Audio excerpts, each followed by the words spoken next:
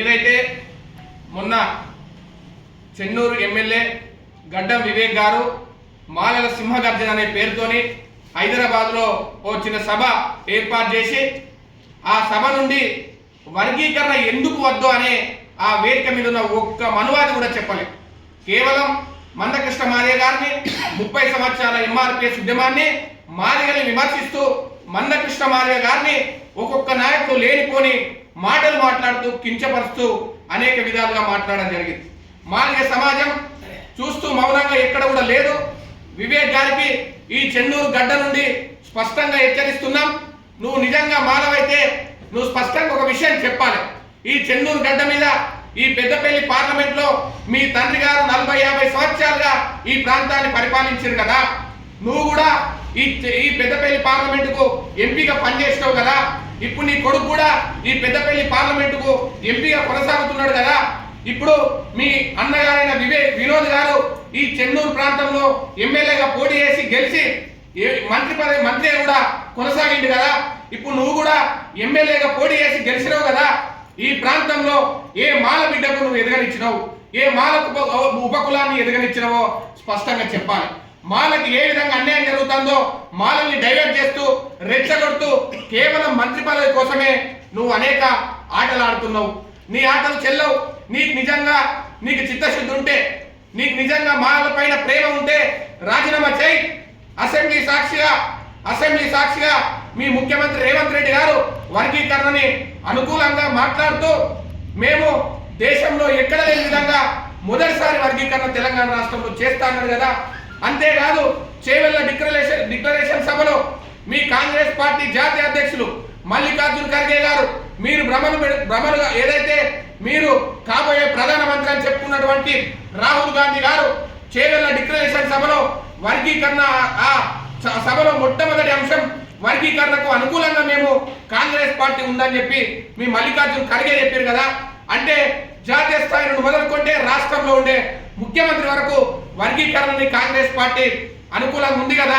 మరి అనుకూలంగా ఉన్నటువంటి కాంగ్రెస్ పార్టీలో నీకు నిజాయితీ ఉంటే నువ్వు ఎట్లా కాంగ్రెస్ పార్టీలో కొనసాగుతున్నావో మాలకే చెప్పాల్సిన అవసరం ఉన్నది. నువ్వు నిజంగా మాల కోసం ఉద్యమం చేస్తే తక్షణమే నువ్వు రాజీనామా చేసి రా, తేల్చుకుందాం. చెన్నూరులో ఎన్నికల ముందు ఎప్పుడు కూడా వర్గీకరణకు వ్యతిరేకంగా మాట్లాడలేదు కదా. వర్గీకరణ మా పార్టీ డిమాండ్, మేము కూడా అనుకూలమైన మాట్లాడినావు కదా. అంటే ఓడెక్కిన తర్వాత ఓడమల్లన్న, ఓడ దిగిన తర్వాత బోడమల్లన్న శాస్త్రం ఉన్నది నీ పాలన, నీ కథ. నువ్వు ఏ పార్టీ మారని పార్టీ రాష్ట్రంలో ఈ దేశంలో ఒక పార్టీ పేరు చెప్పు. నువ్వు ఏ పార్టీ అధికారంలో ఉంటే ఆ పార్టీకి పోతావు, ఆస్తులు సంపాదించుకుంటావు, ఆస్తులు వెనకేసుకుంటావు, మాలని రెచ్చగొడతావు. ఈ దేశంలో దళితులు 59 కులాలు ఉన్నారు కదా. ఈ దేశంలో దళితులకు లేని ఆస్తి, ఏ దళిత నాయకులకు లేని ఆస్తి కేవలం నీకు మాత్రమే ఎందుకుంది. కేవలం దళితులలో మాల కులమైనటువంటి నీకు మాత్రమే ఎందుకుంది. ఇంకా ఏ కులానికి ఎందుకు లేకుండా పోయిందంటే దళితుల్ని మోసం చేస్తూ యావత్ దళిత జాతిని మేమే అని చెప్పేసి ప్రగల్భాలు పలుకుతూ ఇవాళ ఆస్తులు సంపాదించుకున్నావు. నువ్వు చెప్తున్నావు కదా అంబేద్కర్ గారు ఇచ్చినటువంటి రిజర్వేషన్, ఉమ్మడి రిజర్వేషన్ వద్దంటున్నావు కదా. నీకు నిజాయితీ ఉంటే, చిత్తశుద్ధి ఉంటే నువ్వు మీ తండ్రి గారు అటువంటి ఏదైతే వెంకటస్వామి గారు కాగా గారు సంపాదించుకున్న ఆస్తులని నీ అన్నైనటువంటి వినోద్ నువ్వు పంచుకున్నావా లేదా చెప్పు. V6లో మీకు షేర్స్ ఉన్నాయా, మీ అన్నకు నీకు షేర్స్ ఉన్నాయా లేవా చెప్పు. అట్లాగే ఏదైతే అంబేద్కర్ లా కాలేజీలు పంచుకున్నారా లేదా చెప్పు. అట్లాగే విశాఖ ఇండస్ట్రీలో మీ అన్న నువ్వు పంచుకున్నారా లేదా చెప్పు. అంటే నీ కుటుంబం కాడికి వస్తే నీ తండ్రి ఆస్తిని పంచుకునే హక్కు మాత్రం మీకు ఉంటుంది, కానీ అంబేద్కర్ గారు మాకు తాకిచ్చినటువంటి రిజర్వేషన్లు పంచుకునే హక్కు మాకు లేదా అని చెప్పేసి స్పష్టంగా అడుగుతున్నాం. అంటే నీ అవసరాల కోసం, నీ ఏదైతే మంత్రి పదవి కోసం ఈ దేశంలో ఈ రాష్ట్రంలో ఉన్నటువంటి మాల మాదిగల మధ్యలో ఒక అగాధాన్ని కల్పించే ప్రయత్నం చేస్తున్నావు. ఈ దేశంలో వర్గీకరణ వ్యతిరేకించే ఏ పార్టీ లేదు. కేంద్రంలో ఇప్పుడున్నటువంటి పెద్దలు నరేంద్ర మోడీ గారే మాదిగల సభకు వచ్చి వర్గీకరణ అనుకూలం అని చెప్పిండు.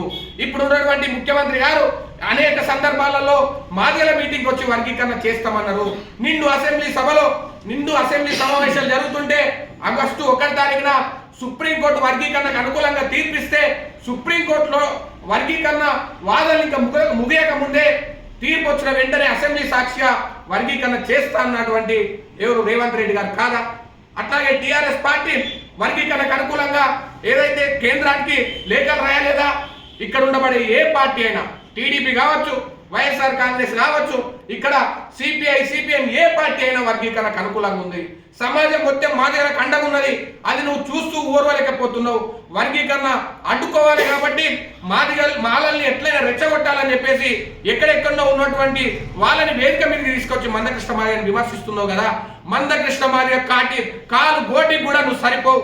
నీకు ఆస్తులు ఉండొచ్చు, నీకు పదవులు ఉండొచ్చు, ఇంకేమైనా ఉండొచ్చు, కానీ ఆత్మగౌరవం ఉన్నది మాదిగలకు. మందకృష్ణ మాదిగ గారు ఈ నల్లకండువ 30 సంవత్సరాలుగా ఆయన ఒంటి మీద మారలేదు.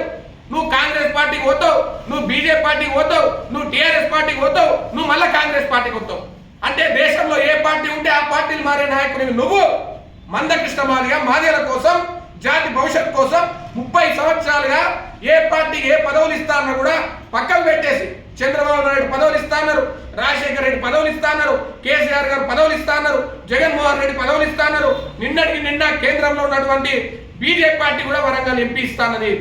కేవలం వర్గీకరణ కావాలి, మా మాదిగల భవిష్యత్ మారాలని 30 సంవత్సరాలుగా ఉద్యమం చేస్తున్న నాయకుడిని పట్టుకొని ఎవడెవడో వచ్చి వేదిక మీద ఇష్టం ఉన్నట్టు మాట్లాడుతున్నారు. బిడ్డ ఖబర్దార్ చెప్తున్నాం, వివేక్ నువ్వు ఈ చెన్నూరు ప్రాంతంలో తిరగలేవు. ఎందుకంటే ఈ చెన్నూరు ప్రాంతంలో మీ జనాభా ఎంతో చెప్పు. ఇక్కడ ఉండబడే మాల ఉపకులమైనటువంటి నేత కానీలే ఇవాళ వర్గీకరణని అనుకూలంగా ఇవాళ అనేక సందర్భాల్లో చెప్పారు కదా. మేము వర్గీకరణ స్వాగతిస్తున్నామన్నారు కదా. మేము మాలలతోని మేము ఉండలేము, మాల ఉపకులాలను మమ్మల్ని మోసం చేస్తున్నారు ఈ మాలలు అని చెప్పేసి, ఈ వివేక్ మోసం చేస్తున్నారని చెప్పేసి వేదికల మీద బహిరంగంగా చెప్తున్నారు కదా. అంటే నీ ఉపకులానికే నువ్వు న్యాయం చేయలేనుని, నీ ఉపకులాలని పక్కన పెట్టుకోలేనివి ఇవాళ ఇంకా ఏ కులానికి న్యాయం చేస్తావు? కేవలం మంత్రి పదవి కోసం మాలల కోటాల నాకు మంత్రి పదవి రావాలని ఇదంతా మోసం చేస్తున్నారు. నిజంగా వర్గీకరణని అనుకూలించే, వర్గీకరణ కోరుకునే మాలలకు మేము ఎప్పుడు అండగుంటాం. వర్గీకరణను వ్యతిరేకించి ఆయన పక్కన నిల్చోకండి, ఆయన పక్కకు పోకండి. ఆయన అగాధాన్ని క్రియేట్ చేసే ప్రయత్నం చేస్తున్నారు. మాలలు ఎప్పుడు కూడా అనేక సందర్భాలలో శంకర్రావు మీద కావచ్చు, గీతారెడ్డి మీద కావచ్చు, ఎక్కడ కూడా ఇక్కడే ఇదే పట్టణంలో శైలజ, సుద్దాల శైలజ మీద అఘాయిత్యం జరిగితే అండగా నిలబడ్డది మందకృష్ణ మాదిగ గారు. అనేక సందర్భాల్లో ఎక్కడ కూడా మందకృష్ణ అన్న అన్యాయం జరిగినప్పుడు అండగా నిలబడ్డాడు. దయచేసి వివేక్ మాటలు ఎవరు నమ్మకండి. వివేక్ నమ్మి మీరు అటువైపు పోతే మోసం జరుగుతుంది. ఆయన తిన్నింటి వాసాలు లెక్క పెట్టే రకం. ఏ పార్టీలు ఉంటే ఆ పార్టీకి తూట్లు కొడతాడు. కాంగ్రెస్ పార్టీని కూడా ముంచాలనే ప్రయత్నం చేస్తున్నాడు. లేకపోతే నీకు నిజంగా చిత్తశుద్ధి ఉంటే రా, కాంగ్రెస్ పార్టీకి రాజీనామా చేయి, ఎన్నికల్లో పోటీ చేయి.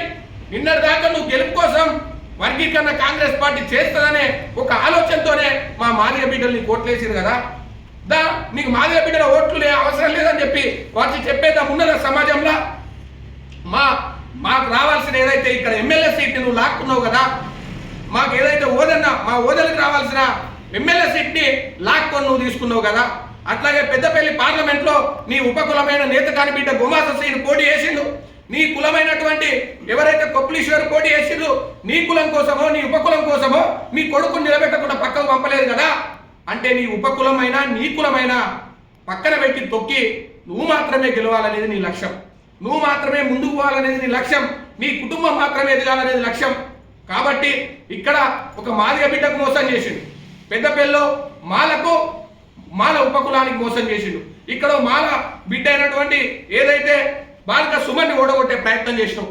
ఎక్కడైతే బెల్లంపల్లిలో మాల ఉపకులమైనటువంటి నేతగాని బిడ్డని మీ అన్న ఓడగొట్టే ప్రయత్నం చేసిండు. అంటే ఎక్కడికి పోయినా మాల ఉపకులాన్ని తొక్కుకుంటే మీరు పోతారు తప్ప, మీ కుటుంబం బాగుపడాలి తప్ప, ఇంకో కులం ఇంకో ఉపకులం అట్లాగే మాలల్లో మీరే సంపన్నులుగా బతకాలి తప్ప ఇంకా వేరే కులం బతకద్దు అనేది ఆయన ఆలోచన. మిత్రులారా, ఇప్పటికైనా అర్థం చేసుకోండి, ఇప్పుడైనా అర్థం చేసుకోండి. 30 సంవత్సరాల మందకృష్ణ మాదిగ ఉద్యమం చేసిండు. 30 సంవత్సరాలు అయిన వాటిని మారుకునే ఉన్నాడు. ఏ రోజు మాదిగల కోసం ఉద్యమం చేసిన సందర్భం లేదు. మందకృష్ణ మాదిగని మాదిగల్ని విమర్శిస్తే మాత్రం ఊరుకునేది లేదు. సహనంగా ఓపికతో మేము ఇన్ని రోజులు ఉన్నాం. మా సహనాన్ని మా ఓపికని ప్రదర్శిస్తే అస్సలు బాగుండదని చెప్పి హెచ్చరిస్తూ మాదిగ రిజర్వేషన్ పోరాట సమితి పక్షాన ఈ చెన్నూరు గడ్డ మీద, ఈ చెన్నూరు ప్రాంతంలో మాదిగ ప్రతి మాదిగ ఇంటికి పోతాం, మాదిగ గుడిసెలకు పోతాం, మాదిగ గ్రామాలకు పోతాం, మాదిగల ఇళ్లకు పోయి ఈ వివేక్ చేస్తున్నటువంటి నష్టాన్ని మేము అందరికి వివరిస్తాం. వచ్చే ఎన్నికలలో నీ భరతం పట్టకపోతే మాదిగలు నిజంగా మాదిగల చరిత్ర ఏదో ఈ చెన్నూరు గడ్డ మీద ఉండే మేము ప్రకటిస్తామని చెప్పి హెచ్చరిస్తూ జాతిని మొత్తం ఏకతాటిపైన చేసి ఈ చెన్నూరు ప్రాంతంలో యావత్తు దేశం చూసే విధంగా నీకు ఎట్లా బుద్ధి చెప్పాలో దానికి సంబంధించిన వ్యూహ రచనలన్నీ మేము సిద్ధం చేసుకున్నామని చెప్పేసి తెలియజేస్తూ ఈ అవకాశం ఇచ్చిన పెద్దలందరికీ సామాజిక నమస్కారాలు చేస్తూ కూర్చున్నాను. జై భీమ్, జై మాదిగ.